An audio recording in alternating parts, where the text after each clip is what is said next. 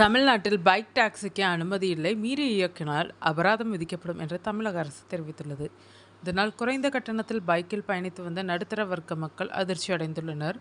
Bike டாக்ஸிக்கு அனுமதி அளிக்க வேண்டும். தற்போது அனுமதியின்றி இயங்கும் பைக் டாக்ஸி டிரைவர்களுக்கு எதிராக நடவடிக்கை எடுக்க இடைக்கால தடை விதிக்க வேண்டும் என கூறி உயர்நீதிமன்ற மதுரை அமர்வில் மனு தாக்கல் செய்யப்பட்டிருந்தது. இந்த மனு மீதான விசாரணையில் தமிழக அரசு இந்த பதிலை அளித்துள்ளது.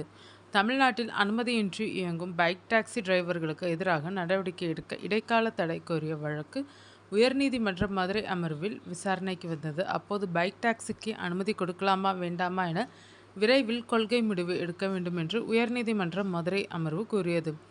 அப்போது தமிழக அரசு தரப்பில் வைக்கப்பட்ட வாதத்தில் பைக் டாக்ஸிக்கு அனுமதி வழங்குவது குறித்து குழு அமைத்தே முடிவு செய்ய முடியும். அதுவரை பைக் டாக்ஸிக்கு அனுமதி கிடையாது. விதிகளை மீறி பைக் டாக்ஸிக்கு ஓட்டி வந்தால் அபராதம் விதிக்கப்படும் என்று தமிழக அரசு தெரிவித்துள்ளது. உடனே குறுக்கிட்ட நீதிபதிகள், பைக் டாக்ஸிக்கு அனுமதி இல்லை என்றால் அது குறித்து பொதுமக்கள் அறிந்து கொள்ளும் விதமாக விளம்பரப்படுத்தலாம். ஏதேனும் விபத்து ஏற்பட்டால் யார் பொறுப்பு என்று கேள்வி எழுப்பினார். மனுதாரர் தரப்பில் பைக் டாக்ஸிக்கு மத்திய அரசு அனுமதி வழங்கியுள்ளது. மத்திய அரசின் சட்டம்தான் செல்லும். எனவே தமிழக அரசு பைக் டாக்ஸிக்கு அனுமதி மறுக்க முடியாது என்று வாதம் முன்வைக்கப்பட்டது.